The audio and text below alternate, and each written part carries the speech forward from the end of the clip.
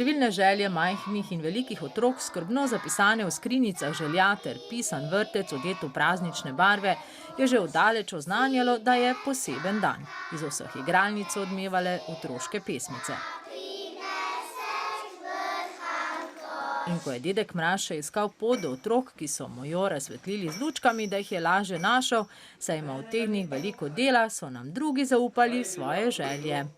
Jaz pa si želim za dedka Mraza Polly Pocket ladjo, Barbie disko kroglo, Pony grad, puhasto kepico, avto na daljinsko za dedka Mraza, kužka, ki lula in laja.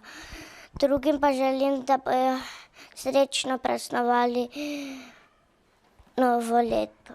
Koga pa vi čakate, da? Dedka Mraza! Res, pa mislite, da bo prišel? Ja! Dober dan! Dober dan, otroci!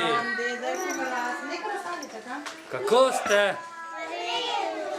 Dedek Mraz, kako si pa ti prišel v vrtec danes? Peš, hoditi sem mogel. Ni snega, da bi se peljal. Toda otrokom je dedek Mraz vseeno prinesel koš z darili, ki so jih z nestrpnostjo pričakovali.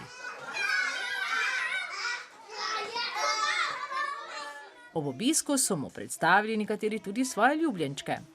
Mi je pa zato všeč, ker se z njo žogam, pa ji pripovedujem pravljice. Pa je ime tudi kuži kilina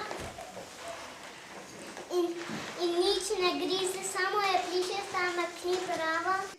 Dedek Mraz pa seveda ne bi bil čaroben mož, če ne bi poskrbel tudi za presenečenje.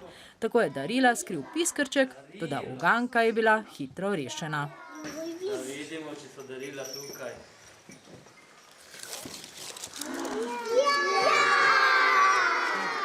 In še preden se je dedek Mraz odpravil k otrokom iz sosednjega vrtca, ki so ga že prav tako dolgo čakali in imeli veliko drobnih želja, so mu malčki v sončku za slovo zapeli še pesmico in ga pospremili z upanjem, da jih prihodnje leto spet obišče.